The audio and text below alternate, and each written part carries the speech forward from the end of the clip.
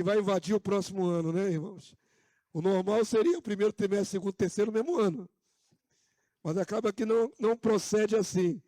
Então, nós vamos avançar o terceiro trimestre para 2026. Vamos lá, lição 8, Salmos proféticos messiânicos. A próxima aula que Deus me inspirou a fazer vai falar sobre profecias a respeito da restauração do povo de Israel. Vai ser uma aula muito boa, irmãos. Vai ser um tema mais forte ainda do que esse de hoje. Esse aqui é mais, digamos assim, devocional. Você sabia, eu tenho certeza, que nos Salmos há profecias. E essas profecias, muitas delas são a respeito do Rei Messias, Jesus. E eu quero mostrar isso para vocês. Olha que bonitinha essa imagem, né? Davi tocando e o Rei Jesus já glorificado. Atos 2:29, vamos ler? Irmãos, seja-me permitido dizer-vos claramente a respeito do patriarca Davi, que ele morreu e foi sepultado. Seu túmulo permanece entre nós até hoje. Sendo, pois, profeta, e sabendo que Deus lhe havia jurado que um dos seus descendentes se assentaria no trono, e aí Pedro vai continuar o discurso. Eu separei esse trecho aqui para enfatizar que Davi era profeta, que é um tema da nossa dissertação. Então, Davi tinha muitos méritos, tem deméritos também, mas ele tinha muitas qualidades. Avança aí para mim para a gente entrar na introdução. Vamos lá? Nesta lição veremos uma outra modalidade de profecias mescladas a canções proféticas, os salmos. Deus Yahvé, pelo seu Espírito, inspirou homens e até algumas mulheres a profetizarem, instrumentalizando seus dons de canto e musicalidade. Quem lembra de uma mulher que cantou? E está na sua Bíblia. Ana. Ana foi usada pelo Espírito de Deus e tem uma canção de Ana profética na Bíblia. Quem mais cantou? Maria. Maria não cantou não, irmãos? Minha alma engrandece ao Senhor. Meu espírito se alegra em Deus, meu Salvador. Isso foi um cântico. Foi uma canção profética. Então, algumas mulheres também foram usadas assim. Um exemplo perfeito é Davi, que desde a sua juventude entoava canções a Deus, dedilhando sua harpa. Louvores que posteriormente foram colecionados e acrescentados no cancioneiro oficial do povo de Israel. Dentre as muitas capacitações, o fato de ser pastor, guerreiro, rei, não sublimava seu chamamento como profeta. Então vamos lá, foi o que foi afirmado desde o primeiro texto. Davi era profeta, além de, na infância, na juventude, pastor, depois rei e também guerreiro. Davi era luthier, essa palavra luthier é alemã para construtor de instrumentos. Você sabia que Davi inventou instrumentos para louvor de Deus? Ele criava instrumento, além de ser músico, musicista, ele tocava e cantava e compunha, ele também criava instrumentos. Então Davi tinha vários talentos, né? Mas o que eu quero destacar é que ele era profeta. Então, o talento de músico foi associado ao de profecia. E nas músicas de Davi, Deus, pelo Espírito Santo, soltou sentenças proféticas. É isso que eu quero destacar nessa manhã. Nos Salmos inspirados, muitas antecipações sobre a vida e a obra e a glória do futuro Rei Messias foram proferidas com precisão fantástica. Nós vamos analisar esse salmo. Primeira coisa que eu quero lembrar aqui para a igreja é que para nós aqui, Igreja do Ocidente, os salmos são lidos. É literatura como qualquer outro livro. Para nós lemos os salmos. Mas para Israel, os salmos não são lidos. Os salmos são cancioneiros, são cantados. Isso é uma diferença cultural muito grande para nós. Lá em Israel eles não leem os salmos, eles cantam os salmos. São canções. Tem marcações de coro. Vocês já viram ali, em algumas traduções, você está lendo o salmo, de repente aparece a palavra assim, selá. Selá é uma marcação de repetição. É uma marcação técnica da música. Então, ao coro, ele até fala assim nos salmos, ao coro. Então, os salmos, canção. Amém? Vamos avançar aqui. Salmos sobre a primeira vinda do rei Messias. É interessante observar que certas citações proféticas despontavam no meio de canções que não eram na íntegra uma profecia. Vamos agora aprofundar nosso entendimento. Ok? Nós estamos aqui para estudar. Você vai pegar agora as profecias que eu vou mostrar, e elas não são profecias na íntegra. Como assim, pastor? Vamos lá, vamos devagar. Quando Deus instrumentalizava, por exemplo, o rei Davi para compor uma canção, parte da inspiração era do próprio Davi e parte da inspiração era de Deus. Não era toda a canção que era profética. Como é que eu vou explicar isso? Davi queria adorar a Deus, então ele começava lá, pegava a sua harpa, começava, oh Elohim, e começava a cantar lá. Tu és maravilhoso, pá, pá, pá, pá, pá. Ele está adorando no tempo presente, ele não está profetizando nada. Shalom, Shalom Adonai. Então, você vai observar que os trechos proféticos foram inseridos no meio de canções que não eram profecia. Está difícil de entender isso aí? Vou exemplificar, você vai ver. Então, Davi estava cantando, compôs uma canção e estava cantando para Deus. No meio da canção, o Espírito Santo vem e coloca na mente de Davi um trecho que era futuro. Só esse trecho. O resto da canção continua sendo uma canção no tempo presente, sem nenhuma profecia a mais. Então, uma leitura superficial, você não vai, de repente, perceber isso. Vamos então aprofundar. Salmo 40 vai mostrar aqui o que eu estou falando. Salmo 40, Salmo de Davi.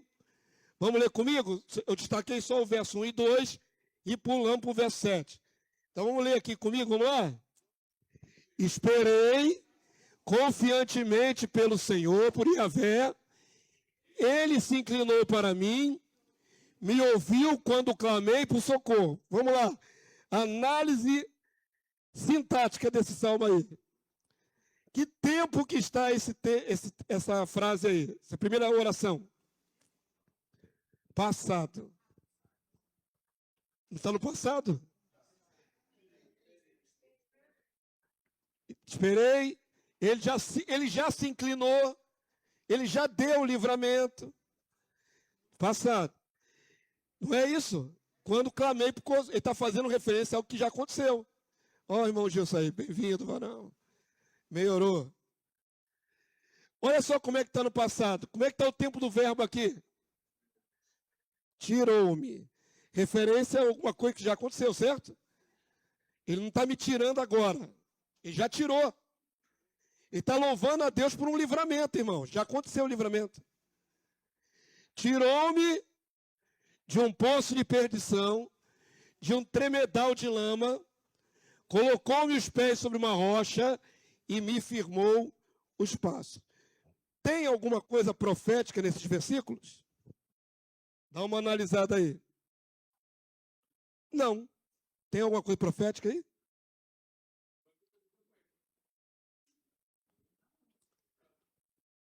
Ele está cantando a experiência de livramento que Deus já deu a ele.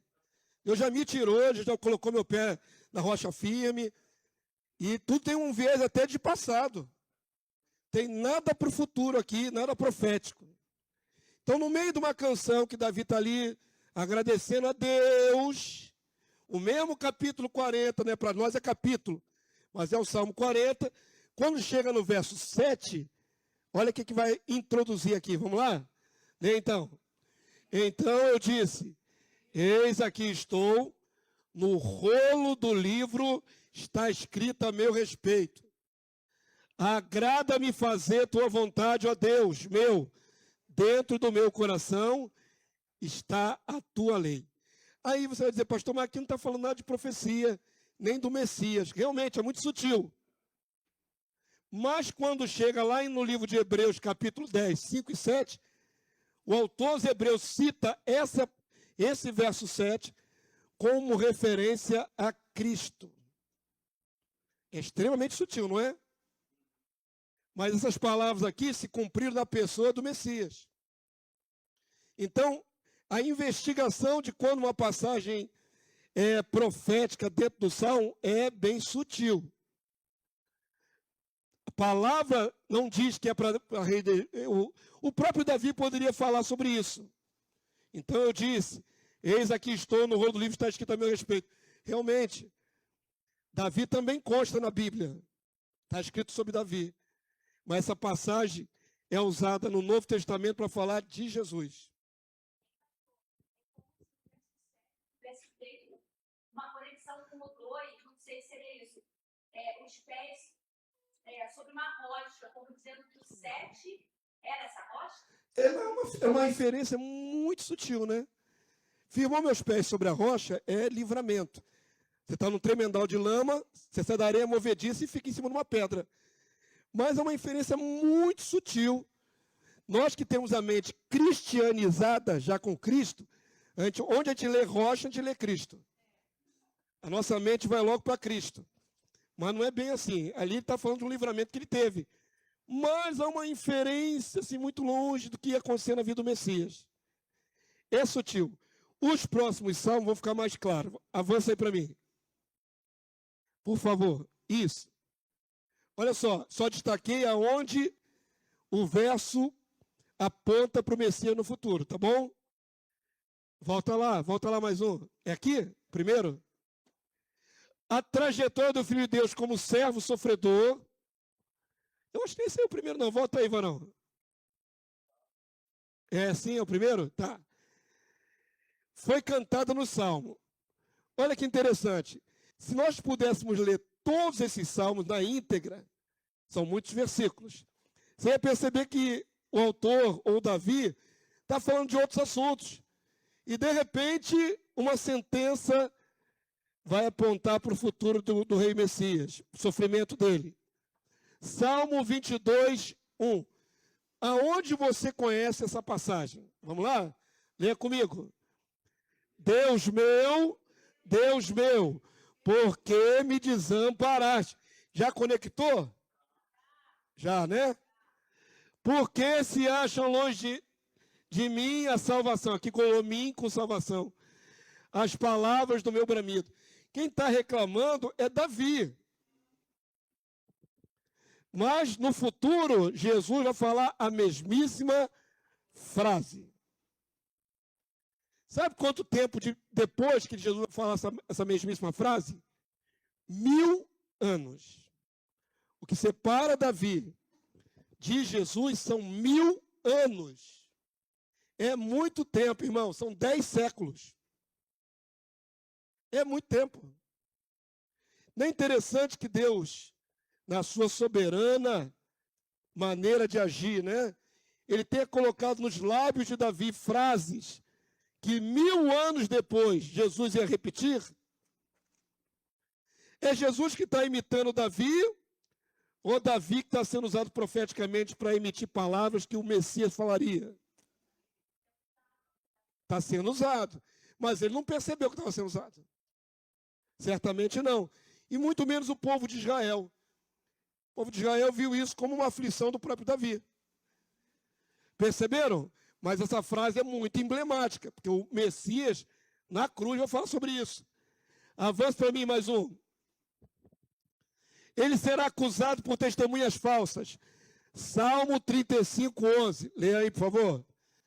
Levantam-se iníquas testemunhas e me arguem de coisas que não sei. Não parece ter nada a ver com Cristo. Mas Jesus viveu isso. Então, as inferências dos salmos proféticos são muito pequenas e sutis. Não é uma coisa assim escancarada, né? Será atraído por um amigo. Lucas 22, 47. Olha o que o Salmo anteviu. Salmo 41, 9. Até o meu amigo íntimo, em quem eu confiava, que comia do meu pão, levantou contra mim o calcanhar. Essa passagem aqui no Salmo, 1000 anos antes, antecipava o que vai ser registrado em Lucas 22, 47. Então, olha só, mais uma passagem que vai se cumprir na vida do Messias. Orará por seus inimigos. Lucas 23, 34. Salmo 109, 4. Vamos lá? Em paga do meu amor, me hostilizam. Eu, porém, oro. Paga-me o bem com o mal. Pagaram-me o bem com o mal. O amor com o ódio. Então, não é uma coisa assim muito clara, muito explícita. Uma leitura rápida, você não vai perceber que isso vai se cumprir no futuro, na vida do rei Messias. Esses salmos escritos cerca de 1000 anos antes do Filho de Deus vir ao mundo, não eram discernidos como profecias diretas. É quase uma profecia indireta. Uma alusão profética, digamos assim. Porque não é uma profecia direta, é uma profecia direta? Não. Se você pegar todo o contexto do Salmo, você não vai ver uma profecia. Avança aí para mim. Mas tem umas que são mais diretas. Salmos sobre o sofrimento e crucificação. Estas citações proféticas cantadas são mais impressionantes, porque fazem alusão direta à morte de cruz, os flagelos de Cristo viria a sofrer, com detalhes minuciosos. Se as primeiras que eu mostrei a vocês eram muito sutis, para discernir de cara que falava sobre o Messias, essas que nós vamos ver agora são mais diretas. Salmo 22, 16. Leia comigo, senão você ouve só a minha voz. Vamos lá? Cães me cercam, uma súcia de malfeitores me rodeia. Agora olha aqui, querido, o que o salmista escreveu, ou cantou 1000 anos antes. Traspassaram-me as mãos e os pés. De fato, Davi foi furado de mão e pé, irmãos? Não, por que ele cantou isso? Por que Davi cantou isso? Escreveu isso. Foi inspirado e escreveu. Porque Deus queria dar um registro do que iria acontecer com seu filho na crucificação, mais tarde. Mas não fazia sentido nenhum Davi falar que foi traspassado de pé em mão. Porque ele não foi traspassado em momento nenhum na sua história. Diga, Lídia. Quando você faz essa correlação, durante as mãos e os pés, aí o texto anterior faz sentido, porque não é cercar. As pessoas perversas, mas sim, há uma aflição ali. Eles eram malfeitores que estavam odiando ele. Sim, mas de fato, ele não foi traspassado de pé em mão. É mais assim uma figura de linguagem, né? Uma metáfora, uma... Sim, mas imagina quando Davi compôs a canção.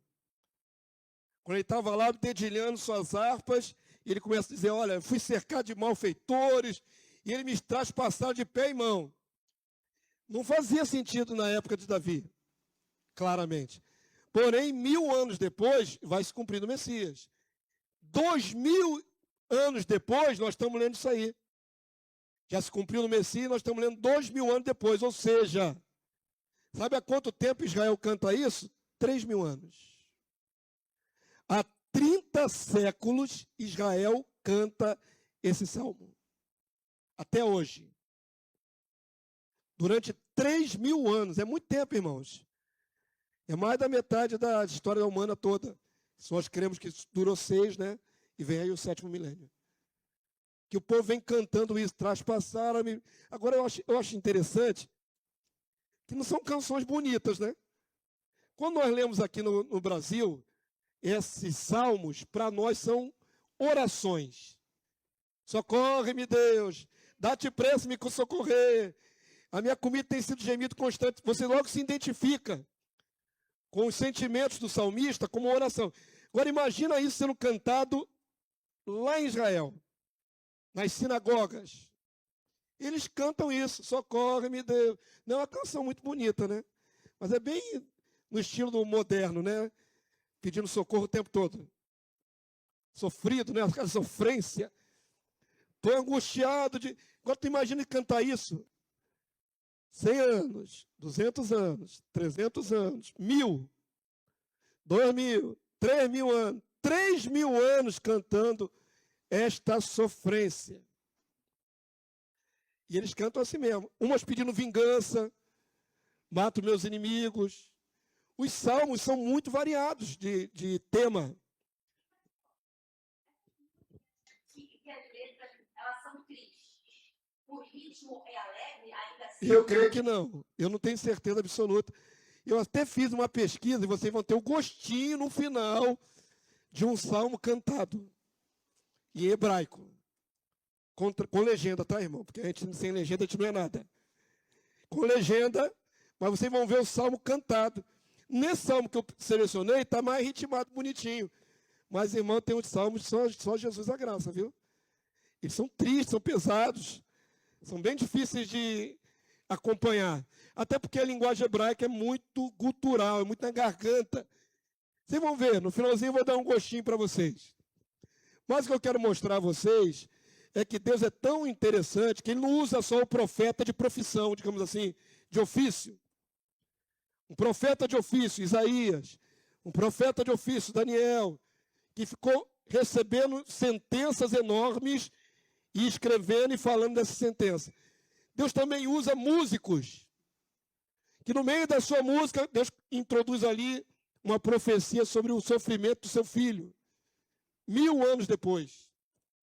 Então Deus usou mais de um jeito de profetizar, não só falado, mas também cantado. Diga, minha irmã. E não consegue enxergar que é sobre o Messias. Imagina que eles, não sei como é que eles aplicam isso. Ô, meu diácono, vem devagar, varão. Tá meio chumbadinho aí, vem devagar. Imagina como é que eles cantam isso há 3000 anos e não tem entendimento, né? Acaba entrando num lugar comum, né? Na repetição, só por repetir. Pastor Acélio que dizia, os músicos, eu não estou falando mal dos músicos não, viu? Seus musicistas da igreja. Mas músico gosta de ritmo, de som, de melodia, e às vezes cantam por cantar, certo? Nem sempre é adoração. Pastor Acélio que dizia que os corais evangélicos podem tirar a palavra aleluia e botar bicicleta e vai dar a mesma coisa, e vão cantar do mesmo jeito. Aí o pastor Acélio falava assim, bicicleta, bicicleta, bicicleta. Ele cantava bicicleta como se fosse aleluia. Se trocar a palavra, o pessoal canta do mesmo jeito. Por causa da musicalidade, do ritmo, da sonoridade. Então imagino que o povo já canta esse salmo há muito tempo, já virou até ladainha no coração, aquela coisa repetida. Mas ainda não faz sentido para eles que se cumpriu no nosso Cristo já há 2000 anos, há 20 séculos. Eu coloquei essa imagem aqui, para você entender mais um detalhe interessante. Traspassaram-me mãos e pés. Mas, de fato, irmãos, de fato, a crucificação de Jesus nas mãos não é possível. Deixa eu falar isso bem claro aqui para você. Essa parte aqui, ó, carnosa, se enfiar um pregão aqui e colocar o meu peso de 90 quilos, a minha mão vai rasgar e eu vou cair da cruz. Eu sou muito pesado, né? 90 quilos é um pezinho bom. Então, se eu tivesse crucificado pela palma da mão, como tem nas representações artísticas, a minha mão rasgaria e eu cairia da cruz. Então, é provável que é aqui, ó, na junção aqui, ó, dos ossos aqui, ó, que entrou o cravo aqui, ó, certo? Aqui no punho aqui, ó, é mais provável, inclusive tem alguns achados arqueológicos de ossos com o cravo aqui colado aqui no punho. Okay? Aí faz sentido para aguentar o peso de um homem, ter uma base, né, mais sólida aqui. Se puser aqui, a carne rasga. Só esse detalhe, avança aí para mim. Salmo 22, 18. Lembrando que foi cantado 1000 anos antes. Vamos lá?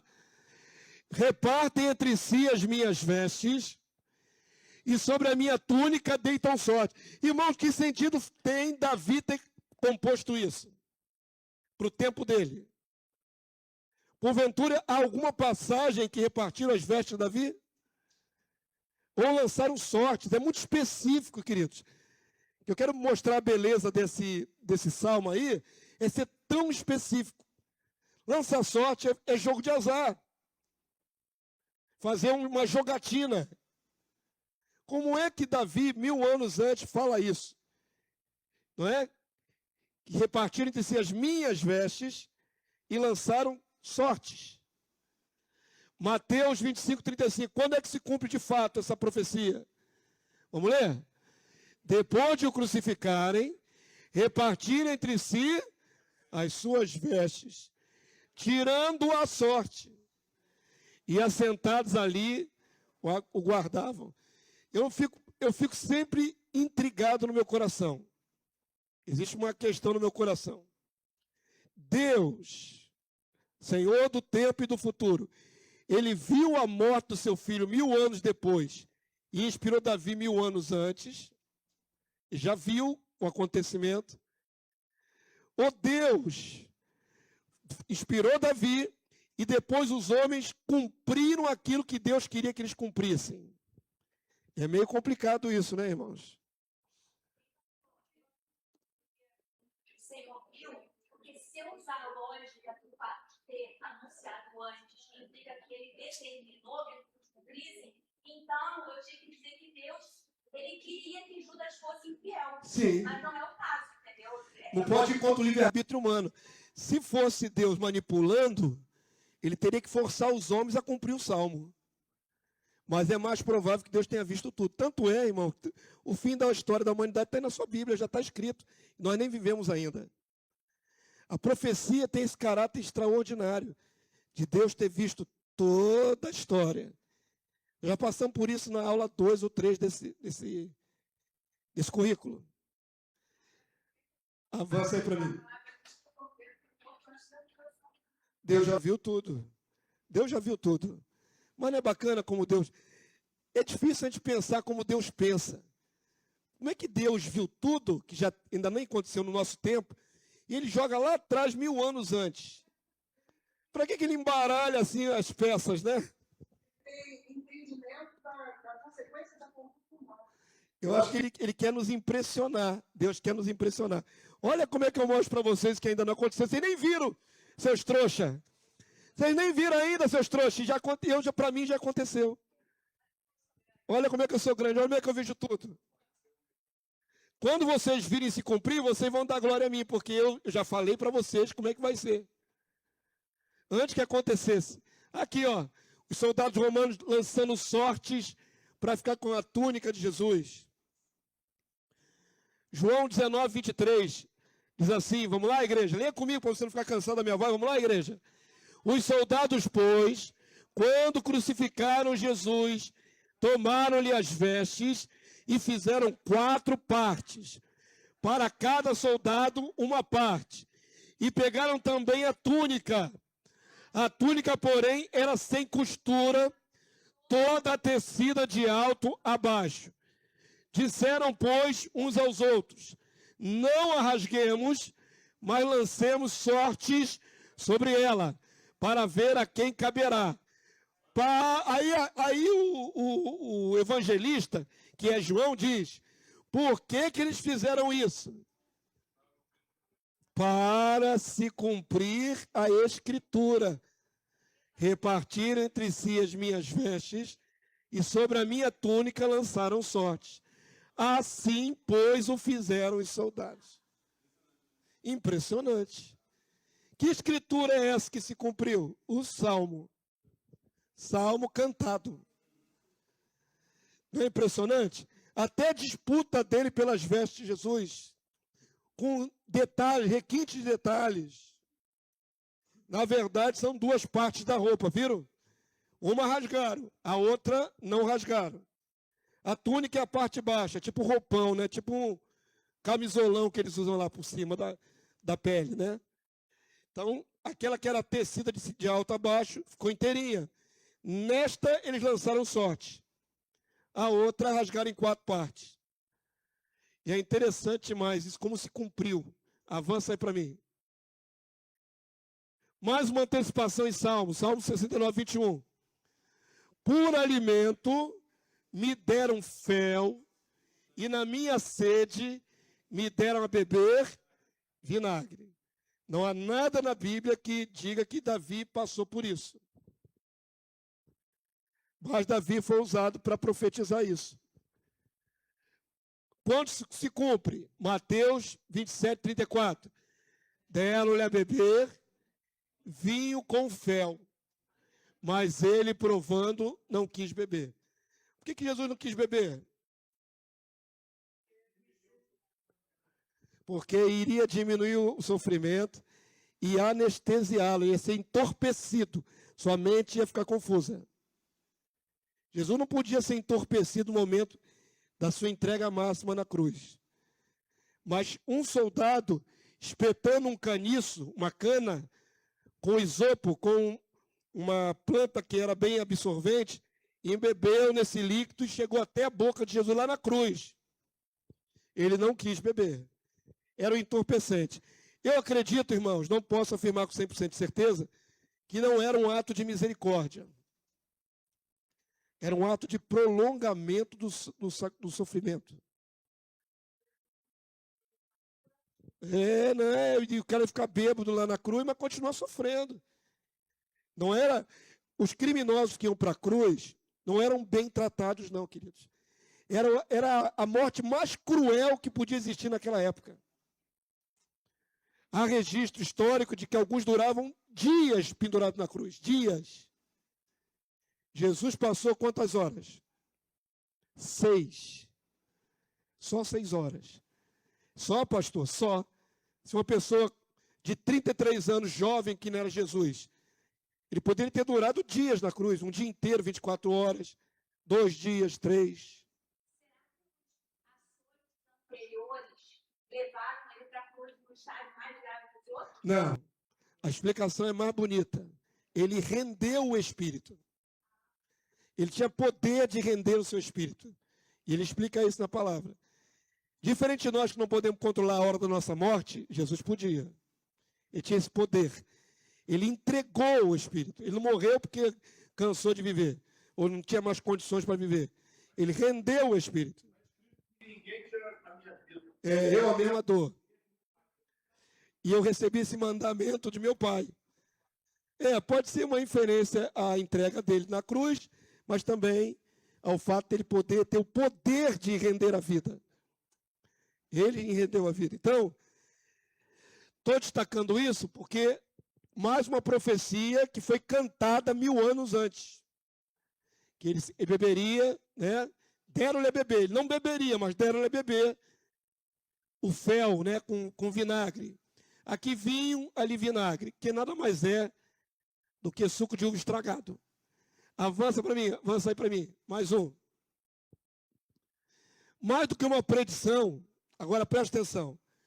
Um dos trechos dos Salmos determinava como a ordem soberana de Deus que os ossos de Jesus não poderiam ser quebrados. Salmo 34, 19. Essa era além de uma profecia, vamos ver, Deus viu que isso não ia acontecer. Mas é mais do que isso. Deus determinou que isso não podia acontecer. Não podia quebrar nenhum osso de Jesus. Então está escrito no Salmo, vamos ler juntos? Muitas são as aflições do justo, mas o Senhor de todos o livra. Tem a ver com a crucificação essa parte aí, irmãos? Não, nada. Nem é profética esse primeiro verso aqui, o verso 19. É profético? Não, uma inferência. Os justos sofrem na terra, mas o Senhor os livra. Uma inferência geral. Não tem nenhum tom profético aí, no verso 19. Agora, no verso 20, de um versículo para o outro, Deus embute ali uma sentença profética.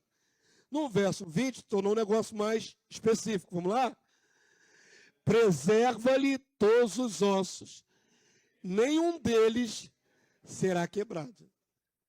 Ok? Vamos lá agora para a aplicação disso na vida do Cristo. João 19, 32. Os soldados foram e quebraram as pernas ao primeiro e ao outro, que com ele tinham sido crucificados. Vocês já ouviram isso nos meus lábios, mas vocês sabem por que quebraram a perna desses homens? Por que quebraram a perna deles? Para acelerar a morte. Então, volto a afirmar, a crucificação não era um refresco para o condenado, era para agonizar mesmo. Sabe quando quer que a pessoa sofra bastante? Eles colocavam um apoio de madeira por trás do condenado. Alguns colocam no pé, outros colocam um banquinho de madeira, tipo uma madeirinha assim transversal nas costas dele. Porque, segundo a ciência, os estudiosos, os médicos, a crucificação de qualquer homem, não é só Jesus, essa posição arcava o peito para frente assim, e o condenado pendia para frente. Era extremamente agonizante respirar. A agonia era extrema para respirar. A pessoa ficava ali com dificuldade respiratória na cruz. Além da dor dos cravos, nos pés, nas mãos, e dos flagelos nas costas, cada respiração era doída, cada uma delas. E muito difícil. Então aquela madeira atrás trazia algum alívio, porque a pessoa se escorava na madeira e respirava um pouquinho melhor. Ou então, nos seus próprios pés, ele conseguia se erguer um pouquinho mais, respirar. Era uma agonia constante.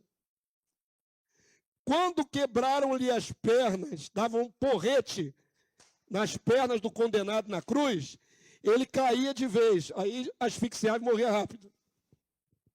Ele não tinha mais apoio sobre as pernas. Então, nessa condição aqui miserável de estar crucificado, e sem poder se erguer, com o corpo pendendo de vez para baixo, aí o camarada morria rapidinho.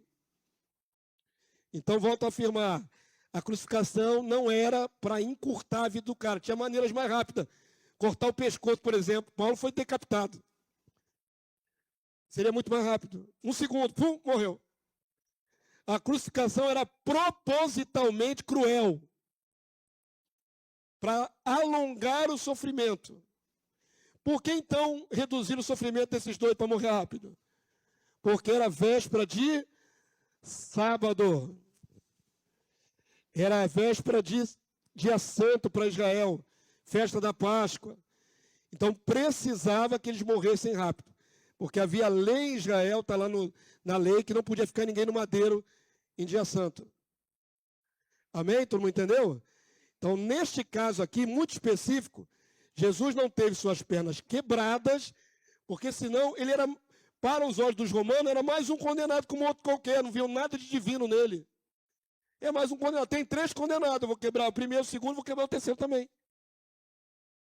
Mas não quebraram ele para se cumprir profecia. Então vamos lá. Preservar aqui, ó, onde estava aqui. Chegando-se, porém, a Jesus, como vissem que já estava morto, não lhe quebraram as pernas. Jesus morreu antes dos outros 2. Ele entregou o Espírito. Então, Jesus sofreu mais do que os outros? Não, era parecido, irmãos. Tecnicamente é parecido. O problema é o seguinte.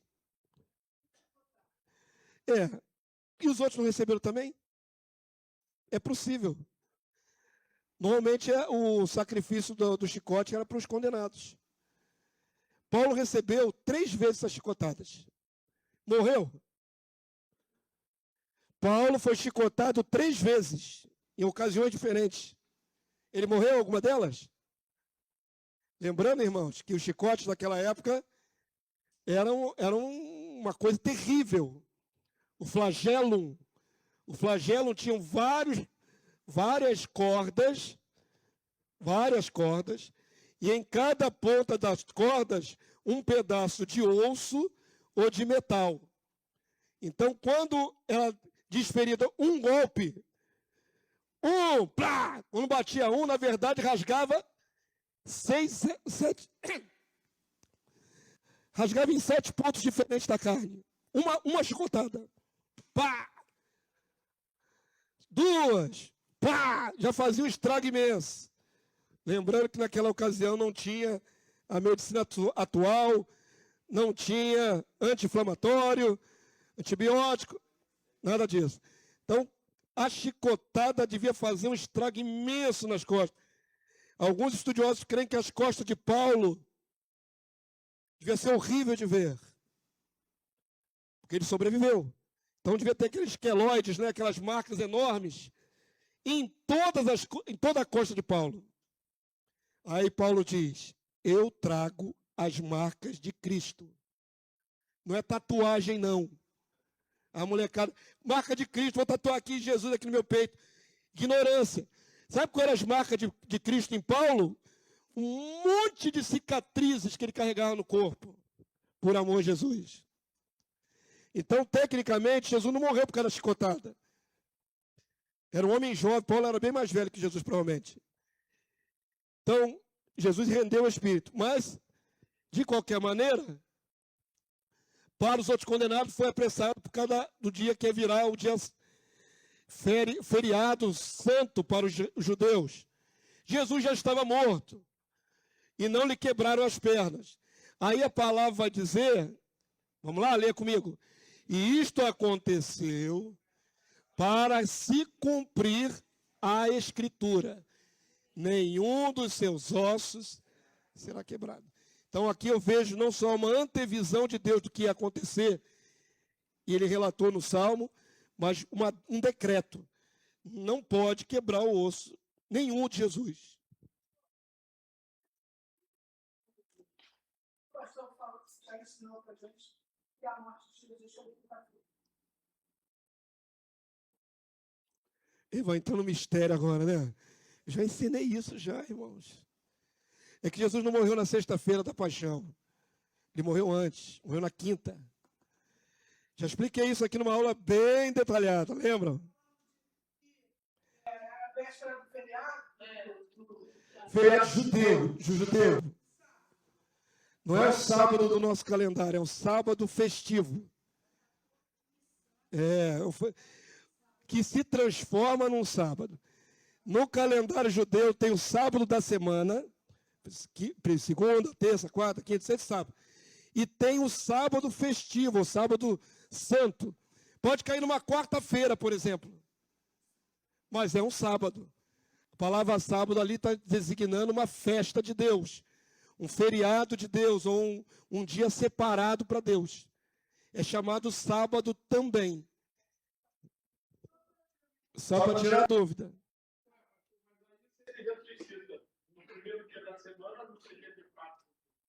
Tem que ser na quinta, não pode ser. São 3 dias inteiros que Jesus tem que estar lá embaixo. Se fosse sexta-feira, não dá 3 dias inteiros até o domingo. Dá 3 dias inteiros? Nunca. Nunca. E sexta, sábado e domingo dão 3 dias inteiros. Jesus foi sepultado 3 horas da tarde, rendeu o Espírito. Morreu 3 horas da tarde.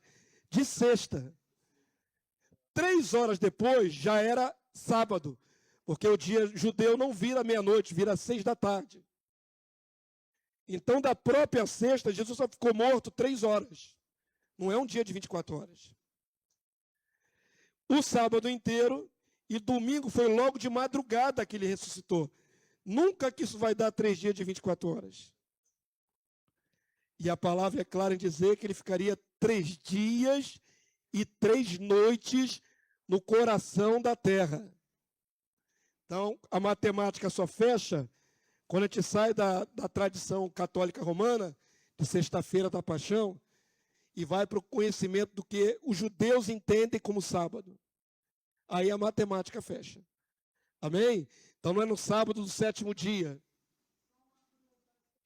Porque as pedras quebradas, elas aceleram a morte. Porque a perna quebrada começa a solta, né? Solta a articulação, e aí às vezes começa a sofrer dano. E às vezes vão começando a acumular coágulos. E os coágulos são levados para o pulmão e dá E aí dá embolia pulmonar. E aí, por isso ele não poderia, porque ele veio para tirar a vida dele. Exatamente. Ele não podia morrer de embolia pulmonar na cruz. Ele entregou. Foi mais digno, né, essa saída de Jesus. Avança aí para mim, queridos. Salmos da ascensão e glória do rei Messias. Passamos o sofrimento do servo sofredor. E tudo isso foi cantado 1000 anos. Quero sempre lembrar que isso foi cantado. No meio dos salmos tem também a exaltação e glória do Messias. Ressurreição. Salmo 16:10. Vamos lá, está grandão. Pois não deixarás a minha alma na morte, no Sheol, nem permitirás que o teu santo veja corrupção. Mas Davi morreu, e a alma dele está no Sheol. Então essa palavra não se cumpriu em Davi, se cumpriu no rei Messias 1000 anos depois. A ascensão ao céu, Salmo 68:18, vamos lá? Subiste às alturas, levaste cativo o cativeiro, recebestes homens por dádivas, até mesmo rebeldes, para que o Senhor Deus habite no meio deles. Lógico que tem um contexto veterotestamentário, mas essa parte aqui se cumpriu na pessoa do Messias. Levou o cativeiro. Avança aí para mim. Sujeitou todas as coisas debaixo dos seus pés.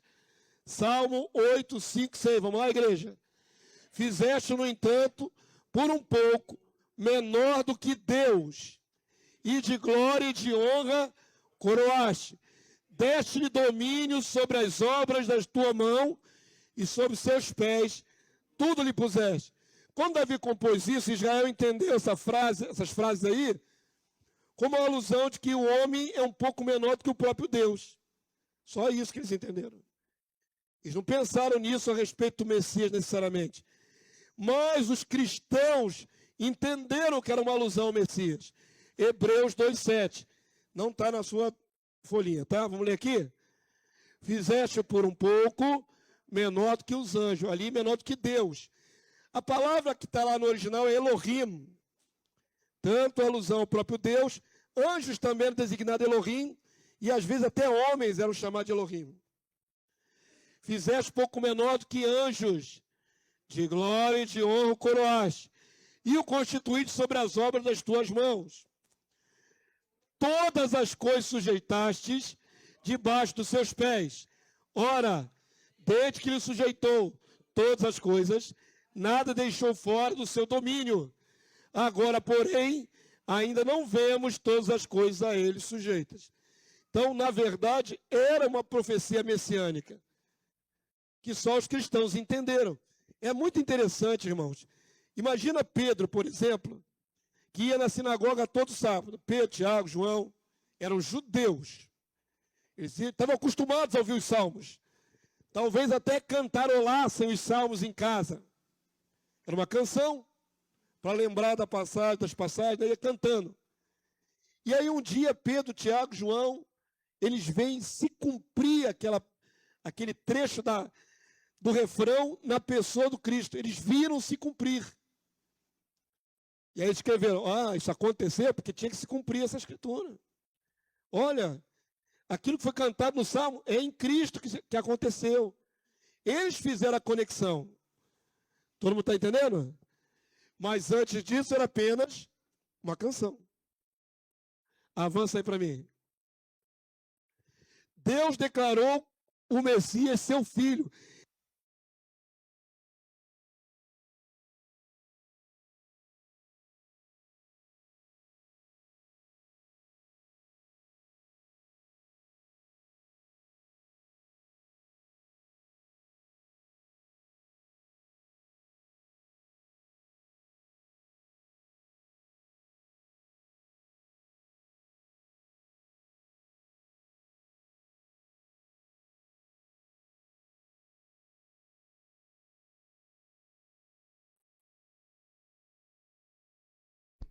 Som. Glória a Deus. Tá bom, né? Tá mais ou menos o mesmo tom da outra, não tá? Glória a Deus. Então vamos lá. Deus declarou o Messias seu filho. Eu sempre faço vocês pensarem do ponto de vista judaico. Por quê? Porque nós somos muito fáceis. A igreja evangélica, de modo geral, influenciada por doutrinas, condena demais Israel. Como se Deus detestasse Israel, Deus não ama Israel, Deus substituiu Israel pela igreja. Isso é um erro. Quando Deus entregou essas sentenças para os israelitas, para o povo de Israel, Deus não odiava Israel, tentou salvá-los várias vezes. Várias vezes. Amém? Por isso, numa das aulas que nós vamos ter, eu vou falar sobre as profecias de restauração de Israel. Vai ser a aula do dia 4, domingo que vem. Virou um ano, irmãos? A vida continua, tá? Então, dia 4 tem EBD e culto à noite de Santa Ceia. Então, no dia 4, eu vou trazer uma lição só sobre profecias de restauração de Israel. Para tirar esse ranço de que Deus odeia Israel, abandonou, não tem promessa nenhuma para eles. Tem várias profecias. Não sei nem se vai caber em uma lição só. São tantas profecias de restauração.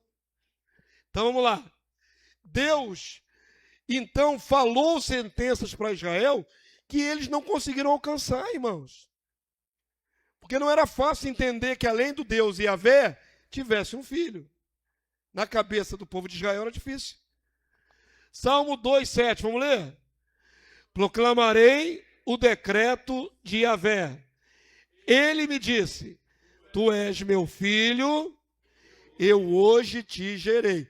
Aí os exegetos estudiosos judaicos aplicam isso para Davi, aplicam para Salomão, aplicam para algum rei da linhagem de Davi.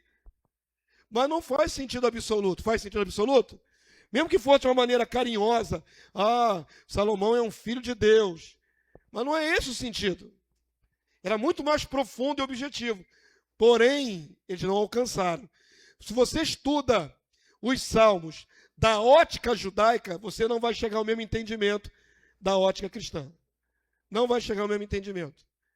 Eles vão aplicar essas passagens para outras pessoas e não para o Cristo. A mesma coisa acontece com o Salmo 110:1. E ele não pode, mesmo analisando grosseiramente, não dá para aplicar a homens comuns essa passagem. Olha o que diz Salmo 110:1, vamos lá? E o verso 4. Disse o Senhor Yahvé ao meu Senhor, assenta-te à minha direita, até que eu ponha os teus inimigos debaixo dos teus pés. Como ver isso do ângulo judaico? Faz sentido? Algum dos heróis da fé lá em Israel, Davi, Salomão, foi convidado a sentar-se à destra de Deus? Tinha como isso ser entendido de maneira objetiva, literal? Mas, de alguma maneira, eles continuaram cantando isso por mais 1000 anos, desde que Davi começou a cantar isso. Mesmo sem entendimento, eles cantavam, e cantavam, e cantavam, e cantaram 10 séculos, até chegar Jesus. E cantam até hoje nas sinagogas. Isso é um salmo que eles cantam até hoje. Convidando esse para sentar-se à direita do Pai. Esse Senhor. Aí o verso 4 vai deixar claro que não é homem comum. Vamos lá? O Senhor jurou, Yahvé jurou, não se arrependerá. Tu és sacerdote para sempre, segundo a ordem de Melquisedeque. Eu pesquisei em site judaico. Como é que explica isso? Não tem uma explicação objetiva. Eles enrolam e não diz. Na primeira parte, eles dizem que nós, cristãos, adulteramos o Salmo. Onde tem o segundo Senhor ali, para o judeu seria a interpretação meu mestre. Disse Yahvé ao meu mestre, e não a outro Senhor. Então, eles acusam, tem sites, irmãos, já li vários sites judaicos, dizendo que nós cristãos adulteramos o Salmo. Deus estaria falando com um homem, e não com o Cristo. Fala, Anderson. Não, ao meu mestre. Não é o mestre de Deus, não. Fala, meu mestre. Você é o mestre. Estivesse falando para um engenheiro, um construtor. Mesmo assim não faz sentido. Porque na sequência do texto, esse mesmo Yahvé jurou que esse mestre, ele é sacerdote para sempre, segundo a ordem de Melquisedeque. Qual era o sacerdócio que havia em Israel de Melquisedeque? Não era levítico? Não havia sacerdócio de Melquisedeque em Israel. Então, na cabeça dos judeus, isso aqui é um parangolé, é uma coisa difícil de explicar, irmão. Mesmo que eles cantem até hoje nas sinagogas. Como não creem no nosso Cristo, isso aqui fica indecifrável. Quem é o Senhor? Quem é esse mestre? E por que ele é sacerdote não da linhagem levítica, mas da linhagem sacerdotal de Melquisedeque? Então, obviamente, nós cristãos enxergamos que é o nosso Cristo, que é sacerdote segundo a ordem de Melquisedeque. Amém? Mas isso causa um conflito na cabeça do judeu. Um sentado do lado do outro. Aqui é só ilustração, tá? Não é assim não, viu, irmãos? É só uma ilustração. Avança aí para mim. O reino do Messias será mundial e eterno. Esse Salmo 72 é maravilhoso. Quem dera, se eu tivesse tempo, teria analisado ele todinho para vocês. Porque ele é milenar. Ele é sobre o reino milenar. Salmo 72, separei alguns trechos. Vamos ler? Isso aí aponta para o futuro reino do Messias. Vamos ler? Julgue ele os aflitos do povo, salve os filhos dos necessitados e esmague ao opressor. Isso é o Messias. Ele permanecerá enquanto existir o sol e enquanto durar a lua, através das gerações. Floresça em seus dias o justo, e haja abundância de paz, até que cesse de haver lua. Domine ele de mar a mar, e desde o rio até aos confins da terra. Está aqui declarando claramente que o reinado de Messias é mundial, do mundo todo, até aos confins da terra. E todos os reis se prostem perante ele, todas as nações o sirvam. Amém? Então agora nós estamos de fato diante de um salmo profético, milenarista, messiânico. Ok? Perceberam que nós começamos a lição com salmos que era muito difícil de ver referência a Jesus? Depois vai ficando mais explícito para a sua morte.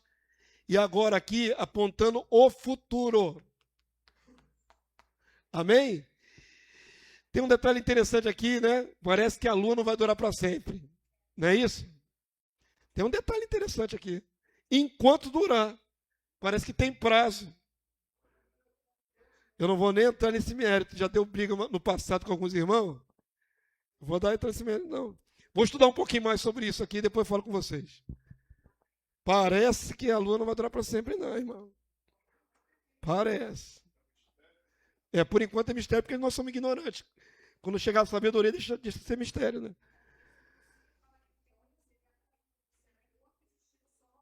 Parece uma condicional, não parece?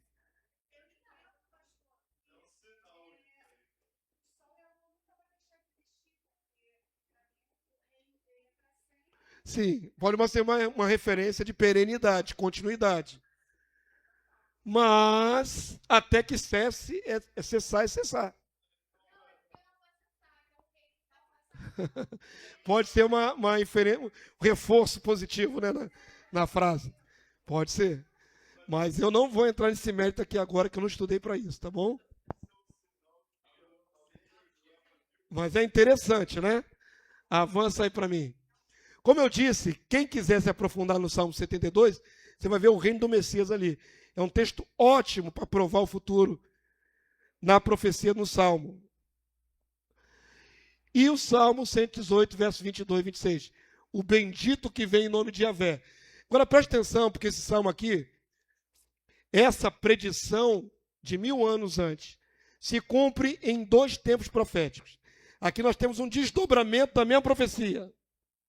Eu já mostrei a vocês, nas últimas aulas, que uma profecia pode ter mais de um tempo profético, amém? Na crucificação aconteceu uma vez só. Davi profetizou, depois aconteceu com Jesus. Mas quando a profecia se repete mais de um tempo na história, é o caso desta profecia aqui, ó. Salmo 22, Salmo 118, 22, 26. Vamos ler? A pedra que os construtores rejeitaram, essa veio a ser a principal pedra angular. Aquilo que a Gisele falou, a gente olha para a rocha, a pedra, lembra logo do Cristo. Mas agora vem o verso 26, vamos lá? Bendito o que vem em o nome de Yahvé. A vós outros, da casa de Yahvé, nós vos abençoamos. Essa expressão, bendito o que vem em nome de Yahvé, se cumpriu na história? Sim.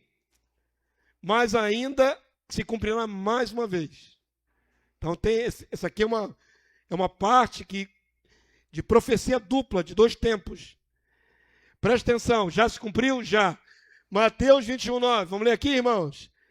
E as multidões, tantas que o precediam, como as que o seguiam, clamavam, Hosana ao filho de Davi. Agora aqui, ó. Bendito o que vem em o nome do Senhor.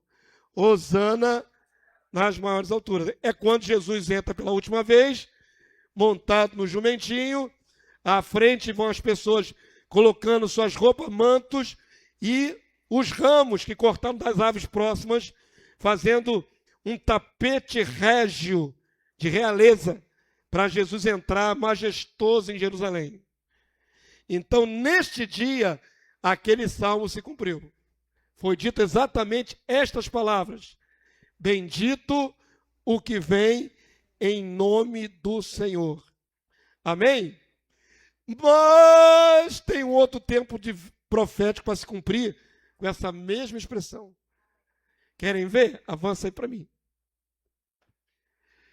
Este caso é peculiar, pois tem cumprimento duplo, que deve se repetir essa aclamação ao rei depois de 2000 anos. Aconteceu há 2000 anos atrás, quando Jesus entrou em Jerusalém, e vai acontecer de novo. Vamos ler quando? Lucas 13, 35. Vamos lá, igreja. Eis que a vossa casa vos ficará deserta. Jesus está profetizando sobre o seu povo de Israel. E em verdade vos digo que não mais me vereis até que significa o quê? Um tempo determinado. Não é nunca mais vocês vão me ver, não é isso. Vocês não vão me ver até que. O até que é um salto temporal. Até que aconteça o quê? Venhais a dizer. Então eles vão dizer: bendito o que vem em nome do Senhor. Amém? A geração viva no tempo de Jesus disse isso. Os judeus estavam vivos, disseram isso naquele cortejo. E a geração futura de Israel que vai se arrepender também dirá isso: bendito o que vem em nome do Senhor. Então se cumpriu há 2000 anos e vai se cumprir em tempos próximos, quando Jesus descer. Amém? Vamos falar da restauração de Israel numa próxima aula. Mas eles também vão dizer essa sentença. Jesus disse que eles vão dizer essa sentença. Eles vão ter que dizer essa sentença. Já está determinado. Amém, povo santo? Avança aí para mim. Chegamos no Salmo 2. Está muito rápido a aula, irmãos? Está no ritmo bom, né? Chegamos no Salmo 2, já é o final da aula praticamente. Eu vou fingir que eu não ouvi. Acho que é melhor para mim, né? Melhor. O Salmo 2 poderia ser entendido como se referindo ao rei Davi, a Salomão ou a outro rei, né, da dinastia de Davi. Mas se torna profético e messiânico ao especificar a filiação direta do rei a Deus. Também pré-anuncia a advertência aos povos quando o juízo das nações na segunda vinda. Então presta atenção. Assim como o Salmo 72 é um salmo que aponta para o futuro, ele todo, o salmo todo. Vou voltar aqui porque o didatismo é importante. Os primeiros salmos que nós vimos era só uma frase solta, no meio de uma sentença não profética. Lembram disso? O salmo não tinha nada de profético, de repente uma frase apontar para o futuro do Messias. Mas o Salmo 72 e o Salmo 2, eles não são assim. Eles são de fato proféticos. Profetizam o futuro. Aí é o salmo todo cantado, está falando do futuro. Não apenas uma inferência ou uma frase solta, mas o salmo todo.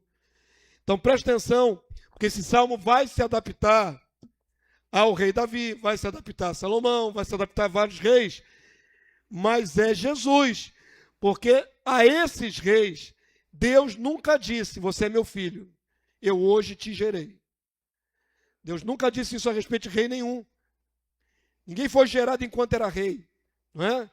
Então, essa geração é uma antecipação profética da vinda do Filho de Deus ao mundo. Vai conectar com o anúncio de Gabriel a Maria, o ente que é gerado é do Espírito Santo, ele será, não é, filho de Davi, ele vai assumir o trono de Davi, seu pai. Então, a vinda de Jesus estava conectada à promessa dada a Davi, de que um herdeiro varão assumiria o seu trono.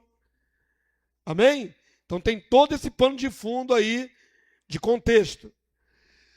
Vamos ler aqui, Salmo 2, do verso 1 até o 12. Vamos lá, igreja. Bem-aventurado o homem que não anda no conselho dos ímpios, não se detém no caminho dos pecadores, nem se assenta na roda dos escarnecedores.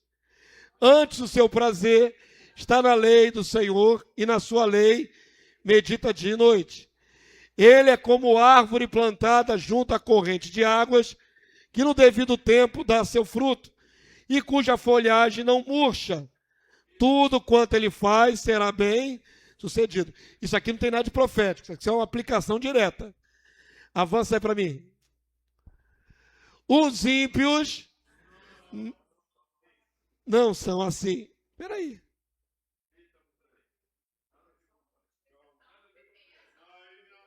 Colei o salmo errado. Eu colei o trecho errado do salmo. Estou estranhando. Tem nada de profético. Eu falei que o salmo todo é profético. Eu colei um trecho errado. Me perdoem. Eu colei um trecho errado. Eu vou ter que tirar esses versículos. É a partir do verso 1 aqui, ó.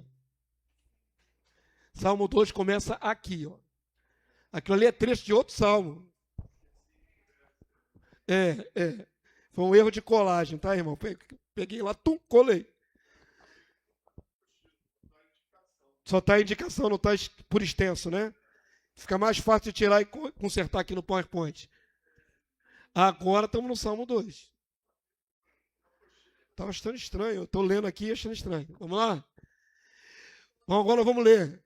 Porque se enfurecem os gentios, e os povos imaginam coisas vãs. Os reis da terra se levantam, e os príncipes conspiram contra Yahvé e contra o seu ungido, seu Messias, seu Cristo, dizendo: rompamos os seus laços, sacudamos de nós as suas algemas.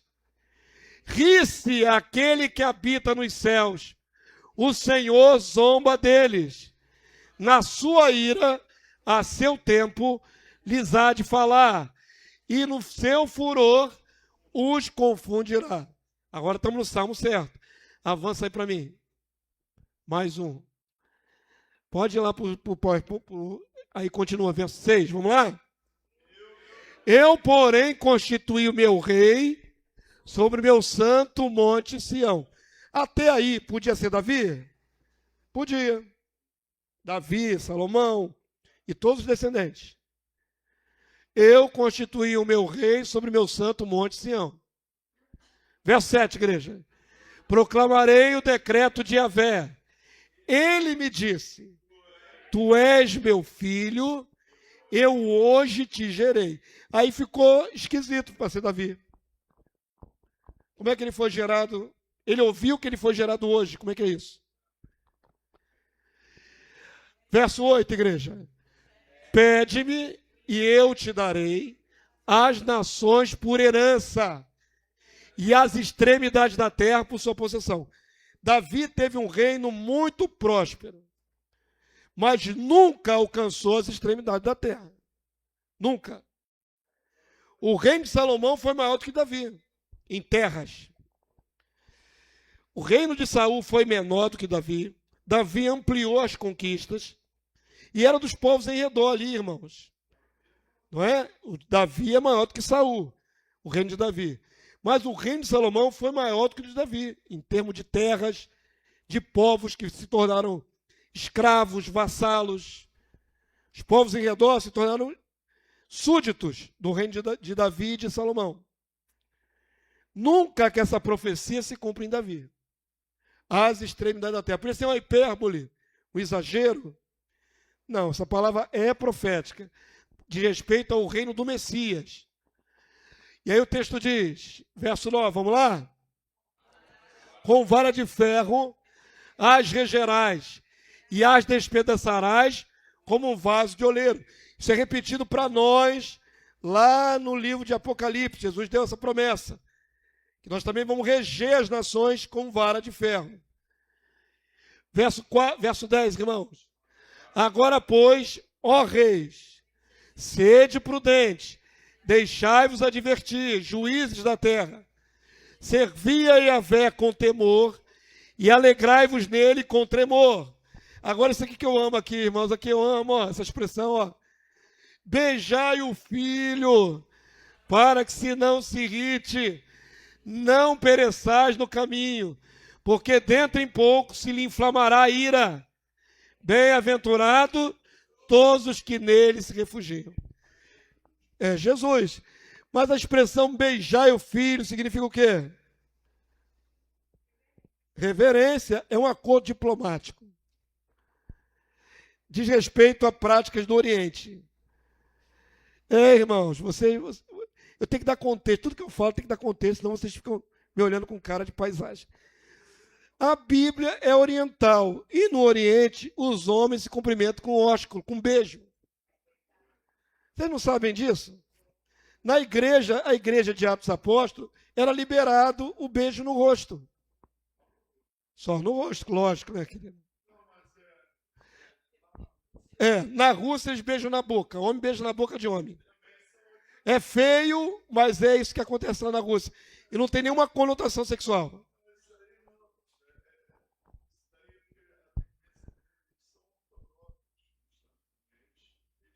Então, é cultural. A reverência, né? Por exemplo, se alguém era chamado de traidor, se alguém era corrupto ou traidor, era levado à presença da majestade dos reis e ele tinha que mostrar reverência. Tinha que se dobrar diante do rei, tinha que beijar a mão do rei. Prova que você é meu súdito leal. Aí o rei botava a mãozão, beija aí, cara. Na frente de todo mundo. Se tu não beijar, tu é traidor. Tinha que beijar. Então, o beijo é, naquele contexto ali, um protocolo diplomático. Ok? Entra em acordo com o filho, porque ele vai se irar. E quando ele se irar, vai descer o sarrafo. Isso aí falando em linguagem popular, né, irmão? Parafraseando em linguagem popular. Amém, povo santo? Avança aí para mim. Acabou a nossa lição. Agora vocês vão ter um gostinho, tomara que o áudio pegue, como é um salmo cantado. Vamos ver se vai pegar.